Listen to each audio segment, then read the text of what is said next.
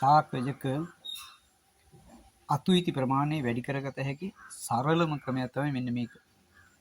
ශාකේ මෙන්න මේ වගේ නවලා පහලට කරාම කඳ අග්‍රස්තයෙන් ස්‍රාවය වෙන ඔක්සින් ප්‍රමාණය අඩු වෙන නිසා පහලින් තියෙන අංකුරවල මේ අංකුරවල ක්‍රියාකාරීත්වය වැඩි වෙලා ඒවා වේගෙන් ලස්සනට වැඩෙන්න පටන් ගන්නවා. එතකොට අපිට යම් ප්‍රමාණයක අස්වැන්න වැඩි කරගත හැකි උපක්‍රමයක් විදිහට මේක යොදා ගන්න පුළුවන්. ඔක්සින් සාන්ද්‍රණය අඩු වීමත් එක්ක අග්‍රස්තයට පහලින් තියෙන අංකුරවල වේගෙන් වර්ධනය වීම සිද්ධ වෙනවා.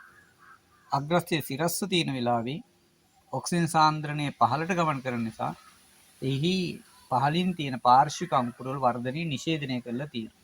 එතන අග්‍රස්තයේ කැපීම තුල හෝ මේ විදිහට නැමීම තුලින් අපිට පුළුවන් අග්‍රස්ත ප්‍රමුඛතාවය කියන කාරණේ ඉෂ්ට කරගන්න. ඒ කියන්නේ අග්‍රස්තයට පහළින් තියෙන අංකුර ලස්සනට වර්ධනය කරගන්න පුළුවන්.